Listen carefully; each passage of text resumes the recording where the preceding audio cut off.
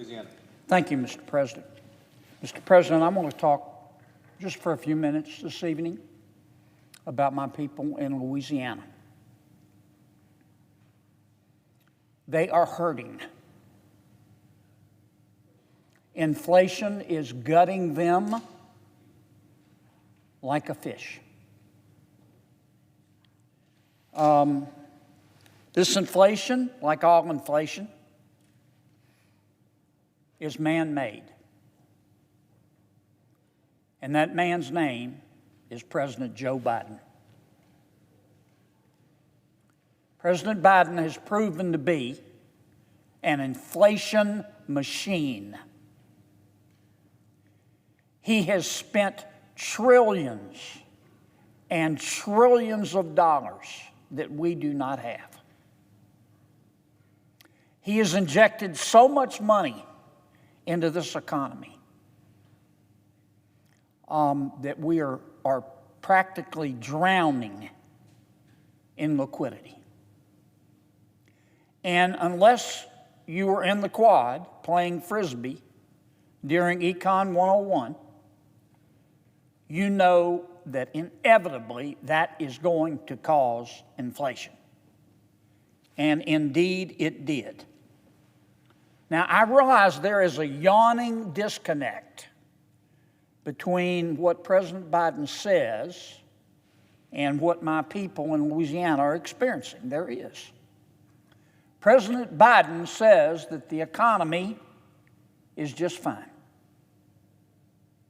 He says the economy is just wonderful. And I'll tell you what my people say. My people say, with respect, Mr. President, you need to put down the bong. Because in our state, we are paying more to live worse. And we're not going to be able to retire because of you, Mr. President, until 4 years after we're dead. Louisiana is not a wealthy state, Mr. President. Our median household income is about $58,000. That's mom and dad both working, 2 children. $58,000. It's about $4,800 a month. President Biden's inflation is costing my people an extra $900 a month. That's not a year. $900 a month. $11,000 a year. My average family's making, once again, $58,000 a year. They've got to find all of a sudden an extra $11,000 a year. Since President Biden has been president, his inflation has caused the average family in Louisiana an extra $22,000. You don't have to take my word for it. You can see this chart. You don't have to be a senior at Caltech to see that the direction is up. And these extra costs were caused by inflation. The prices of consumer goods in my state, on average, are up 20% since President Biden took office. Some are up a lot more. Some are up a little less. But the average is 20%. Credit card debt is up 46%. The average credit card balance in Louisiana is now $5,800. When you're making $58,000 a year for a family of 4, $5,800 is a lot. Delinquent credit card debt is up 11%, the highest in 12 years. We have had a record number of people who have had to take early withdrawals from their retirement accounts, Mr. President. The average electricity bill in Louisiana is up 28% since President Biden took office. Gasoline in Louisiana up 53%. Eggs 69%. Bread 28%. Coffee 28%. Rice 29%. Flour 30%. Milk 15%. Ice cream, 22%. Chicken per pound, 27%. If you're a mom and dad, and you're both working, and you have maybe 2 car notes, certainly 1 car note, and a mortgage, and 2 children, how can you afford this? You can't.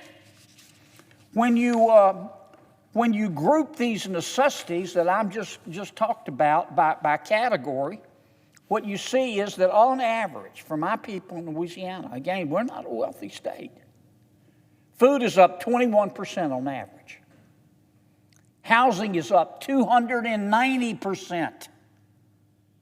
Clothing is up 11%. Used cars and trucks are up 21%. New cars and trucks are up 19%. And mortgage rates are up a breathtaking 156%. Now, President Biden has said, truthfully, and I agree with him on this, and I'm very happy that it happened, that inflation is coming down, and it is. But let me tell you the difference between inflation and prices. When inflation starts to go down, we call that disinflation. That doesn't mean prices are falling. That just means that prices are going up less quickly. At one point, we were experiencing 9% inflation. Prices were going up an average of 9% a year. Now it's somewhere in the 2 to 3.5% range. That means that prices are only going up 2 to 3% a year. Again, that doesn't mean prices are falling. That just means they're going up less quickly. That's a long-winded way of saying that disinflation, which I just described, is very different from deflation. Deflation is when prices fall. And these prices, the president leaves this part out. These prices, I'm sad to say, are permanent. They may not go up anymore if we can get inflation down to roughly 1 to 2%. But the higher prices are still permanent. And don't take my word for it. I can refer you to the testimony of both Treasury Secretary Janet Yellen and Federal Reserve Chairman Jay Powell, who both testified in the banking committee on which I sit.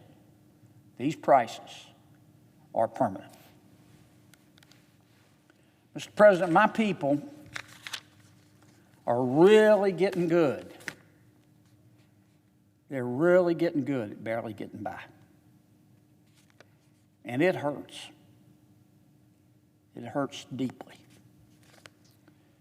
President Biden's inflation in my state is a cancer on the American dream. And it didn't have to be this way. We tried to tell him.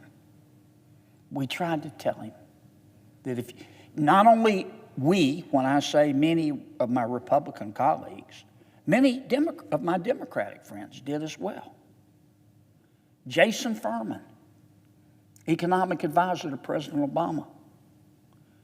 I remember clearly, Dr. Furman, now at Harvard, said, with all due respect, Mr. President, you spend this kind of money, you're going to have inflation, and we did. And the worst part of this is that President Biden has no plan to get it down. None. And I regret to say, but I think the only place that we're going to find economic sanity in our country again is in the voting booth. Thank you, Mr. President. I suggest the absence of a quorum. The clerk will call the roll.